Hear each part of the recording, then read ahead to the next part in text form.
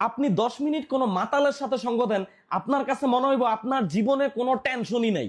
9 minute আপনি কোনো সাধু বা দানশীল ব্যক্তির সঙ্গ দেন, আপনার কাছে মনে হইব আপনার পৃথিবীর সবকিছু দান করে দেওয়া উচিত।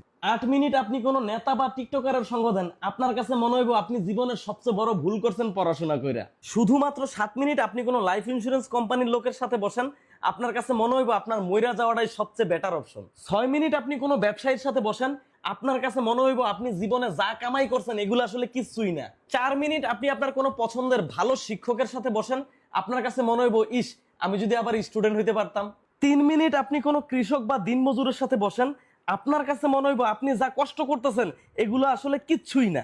2 মিনিট আপনি কোনো দেশের সৈনিক অথবা মুক্তিযোদ্ধার সাথে বসেন, তখন আপনার কাছে মনে হইব আপনি জীবনে যা ত্যাগ করছেন এগুলো আসলে এসবের কাছে কিছুই না।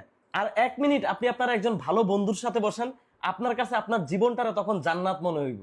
আর 1 মিনিটেরও কম সময় আপনি আপনার বউয়ের সাথে বসেন, তখন আপনার কাছে মনে হইব আপনি হইলেন দুনিয়ার সবচেয়ে অকর্ম, অলস, আওয়ারা, বেকার, নিকাম্মা, দুশ্চরিত্র, খারাপ মানুষ, বেপরোয়া, ভোদাই, বলদ যদি কেউ থাকে ওইটা হইলেন আপনি।